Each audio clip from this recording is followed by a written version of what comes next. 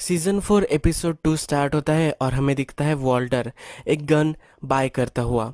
जो उसको gun cell कर रहा होता है, वॉल्टर उससे पूछता है कि क्या तुम ये गन देख सकते हो। उसने एक गन अपनी बेल्ट में छिपाई होती है। गन सेल करने वाला उसे बोलता है कि अगर तुम्हें उसे छिपाना ही है तो तुम्हें एक छोटी सी गन बाय करनी चाहिए। उसको वो बैरल वाली एक गन देता है। वो बोलता है कि ये इतनी छोटी है कि ये किसी को भी नहीं दिखेगी और ये डिपेंडेबल बहुत ही अच्छी गन है जिसको तुम यूज़ कर सकते हो। वॉल्टर उससे पूछता है कि इसमें कितनी बुलेट्स आती है। तो गन बेचने वाला उसे बोलता है कि इसमें 6 बुलेट्स आती है। ऑटोमेटिक में 10 बुलेट्स आती है और चेम्बर में और एक बुलेट होती है। गन बेचने वाला उसे उसके गन के लिए कवर भी दिखाता है। वॉल्टर आकर बैठ जाता है और गन रखने की कोशिश करता है। वो जब गन रखता है तो गन बेचने वाला उसे बोलता है कि तुम एक रॉन्ग साइड पर गन रख रहे हो। अगर तुम राइट हैंडेड हो तुम्हें राइट साइड में ही उस तुम्हें गन रखनी चाहिए। तुम ऐसे क्रॉस ड्रॉ नहीं कर सकते। अगर तुम बैठे होगे तब तुम क्रॉस में डाल सकते हो, इससे तुम्हें निकालने में आसानी होगी। अगर तुम्हें खड़े रहकर शूट करने वाले हो तो तुम्हें अपने जिस हाथ से वो तुम गन निकालने वाले हो उसी साइड में उस गन को रखना चाहिए। फिर वो वॉल्टर से एक क्वेश्चन पूछता है कि क्या तुम ये सिर्फ सेल्फ डिफेंस के लिए ले रहे हो। तो वॉल्टर बोलता है हाँ, मैं इसे सेल्फ डिफेंस के लिए ले रहा हूँ। तो बोलता है तुम अब यहाँ रह रहे हो, यहाँ तो लीगली तुम गन बाय कर सकते हो। पर वॉल्टर उससे बोलता है कि अगर मैंने ये गन चलाई तो अच्छा होगा कि ये गन अनट्रेसेबल हो। फिर हमें दिखाया गया है कि उस गन्स पर कुछ भी कोड नहीं होता, सीरियल नंबर नहीं होता। तो उसे गन वाला बोलता है, एक वार्निंग देता है, अगर तुम इस गन को लेकर पकड़े गए तो तुम्हें बहुत ही ट्रबल हो सकता है, तुम जेल में जा सकते हो। जेसी अपने लिए एक बड़ा साउंड सिस्टम बाय करता है। वो अपने फ्रेंड्स को बुलाता है और उनको वो साउंड सिस्टम दिखाता है। वो बोलता है कि एंटी डिस्टॉर्शन बहुत ही बढ़िया साउंड क्वालिटी इस साउंड सिस्टम में है। वो जो चला कर देखते हैं और उसके फ्रेंड को भी वो बहुत अच्छा लगता है। फिर वो बैठते हैं और जेसी मैथ कर रहा होता है। वो स्किनी पीट से पूछता है कि क्या तुम्हें भी मैथ ट्राई करना है। तो स्किनी पीट बोलता है कि मैं रिकवरी में हूँ, तुम्हें ये ट्राई नहीं कर सकता। फिर वो बैजर को बोलता है तो बैजर भी ना बोल रहा होता है, पर उसे फिर लगता है कि उसे एक लाइन खींच लेनी चाहिए।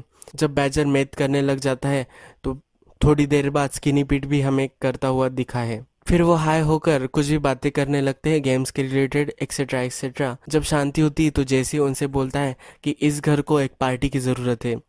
तो नेक्स्ट सीन में हमें डायरेक्टली पार्टी स्टार्ट हुई दिखती है। बहुत सारी लिकर वगैरह वहाँ सब होती है और वो सब पार्टी कर रहे होते हैं। वॉल्टर घर आकर गन को निकालने की प्रैक्टिस करता है। हैंक को रात में भी नींद नहीं आती, तो वो रात में 2 बजे रॉक लेता है और उसको देख रहा होता है। तो मरी उससे पूछती है कि इस रॉक को क्यों देख रहे हो इतनी रात में। तो हैंक उसे बोलता है कि तुम सो जाओ, और ये रॉक नहीं है, एक मिनरल है। उस मिनरल्स की सारी डिटेल्स वो उसे बताता है। मरी फिर सो जाती है। नेक्स्ट दिन स्काइलर वॉल्टर को कॉल करती है और वो बोलती है कि मुझे अब तक तुम्हारा जो चेक था वो नहीं मिला। जो हम कार वॉश बाय करने वाले थे उसके लिए भी तुमने मुझे कुछ अपडेट नहीं दिया। तो वॉल्टर फिर कॉल उठा लेता है और बोलता है कि तुम इस तरह से वॉइस मैसेज पर नहीं बोल सकती। ये एक प्रूफ होगा कि हम इंटेंट था हमारा कि हम कार वॉश बॉय करने वाले थे। फिर स्काइलर उसे बोलती है कि तुम्हें मेरा कॉल आया हुआ था फिर भी तुमने नहीं उठाया। स्काइलर उसे समझाती है कि मैं सब देख लूँगी, सिर्फ तुम्हें उस कार वॉश को बाय करना है। सुबह हो चुकी होती है और जेसी के पार्टी में सब सोए हुए होते हैं। तो जेसी आता है और उसके फ्रेंड को वो बोलता है कि ये पार्टी चालू रहनी चाहिए। वो उसे कुछ पैसे देता है और बोलता है कि सबके लिए ब्रेकफास्ट लेके आओ और दारू वगैरह भी सबके लिए लेके आओ। मुझे ये पार्टी चलती दिखनी चाहिए। जेसी हेडफोन्स लगाकर ही काम के लिए आता है और वो मैथ कुक करना स्टार्ट करता है। जब वॉल्टर आता है तो वॉल्टर देखता है कि उन पर नज़र रखने के लिए और एक आदमी अपॉइंट किया गया है। मैथ कुक होने जाने के बाद वो काउंट कर रहे होते हैं। तब काउंटिंग में 201 पाउंड काउंट होता है। तब माइक ऊपर से बोलता है कि फिर से काउंट करना पड़ेगा। अब 2 बार वो काउंट करने वाले होते हैं। फिर वॉल्टर माइक से बोलता है कि मुझे गस से मिलना है। जो भी पिछले बार हुआ था उसके बारे में मुझे ज़रा एक डिटेल में उससे पूछना है, और जो भी मिसअंडरस्टैंडिंग हुई होगी वो मुझे क्लियर करनी है। फिर माइक उसे बोलता है कि तुम गस से अब कभी नहीं मिलोगे। स्काइलर फिर हमें कार वॉश पर नज़र रखती हुई दिखाई गई है। वो सब नज़र रख रही होती है कि कितनी कार आती है और अवरली कितने पैसे वो कमा सकते हैं। ये सब वो एस्टिमेट कर रही होती है। उसको प्राइस भी डिसाइड करनी होती है, इसलिए भी वो ये सब कैलकुलेट कर रही होती है। नेक्स्ट सीन में हैंक का थेरेपिस्ट हैंक को चलने की ट्रेनिंग दे रहा होता है। वो आज ज़रा ज़्यादा चलते हैं और वो हैंक को मोटिवेट करता है और बहुत ही मोटिवेट कर कर हैंक को अपने बेड तक लेके आता है। वो बहुत ही एक्साइटेड होता है कि हैंक की इम्प्रूवमेंट हो रही है। वो हैंक को भी बोलता है कि तुमने बहुत अच्छा किया। जब मरी उसके साथ उसको डोर तक छोड़ने आती है तो मरी पूछती है कि कब तक अब हैंक पहले जैसा हो जाएगा। तो वो उसे बताता है कि हमें सिर्फ एक दिन का सोचना चाहिए। अब आज अच्छी इम्प्रूवमेंट हुई है, कल भी अच्छी इम्प्रूवमेंट होगी। इस तरह से वो चलने लग जाएगा।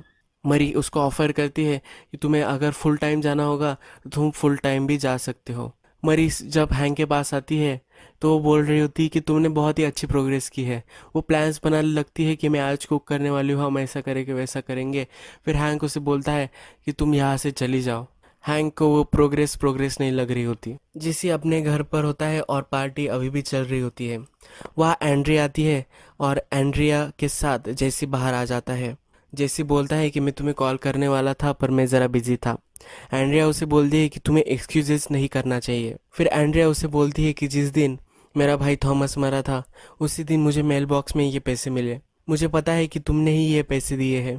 तो मैं तुमसे ये पूछना चाहती हूँ कि क्या इस पैसों को लेने कोई आने वाला है। फिर जेसी उसे बताता है कि ये सिर्फ तुम्हारे लिए है। फिर एंड्रिया उसे पूछती है कि मैं इस पैसों का क्या करूँ।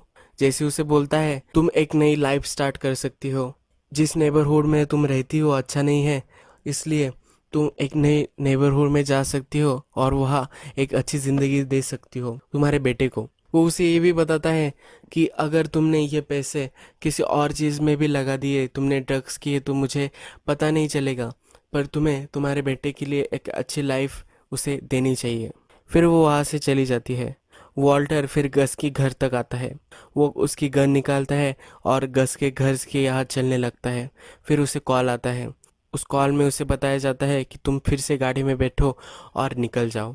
नेक्स्ट दिन हैंक के जो रॉक्स होते हैं उसकी डिलीवरी होती है।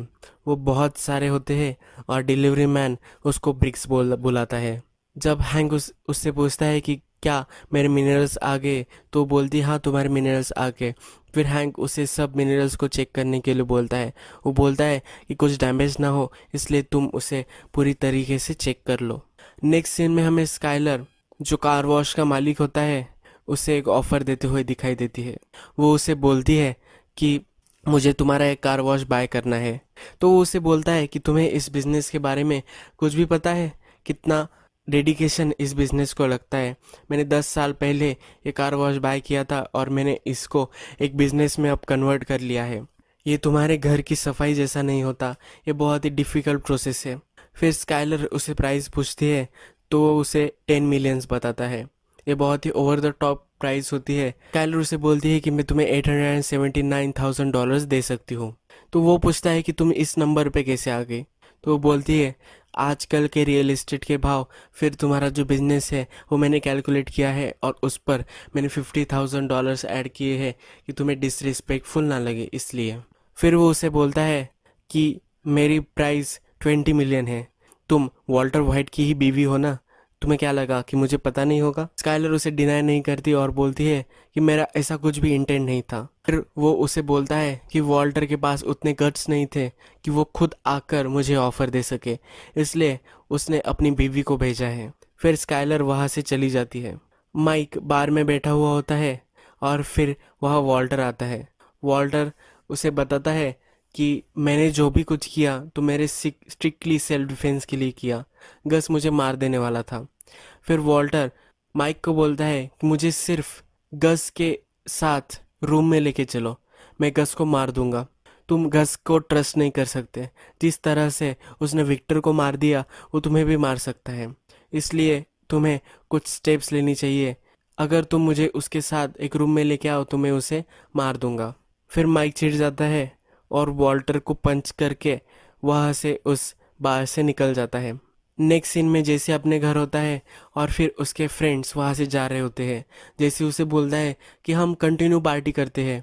फिर उसके फ्रेंड्स उसे बोलते हैं कि हम 2 दिन से घर पर नहीं गए और हमें काम पे भी जाना है, इसलिए हम अब पार्टी नहीं कर सकते।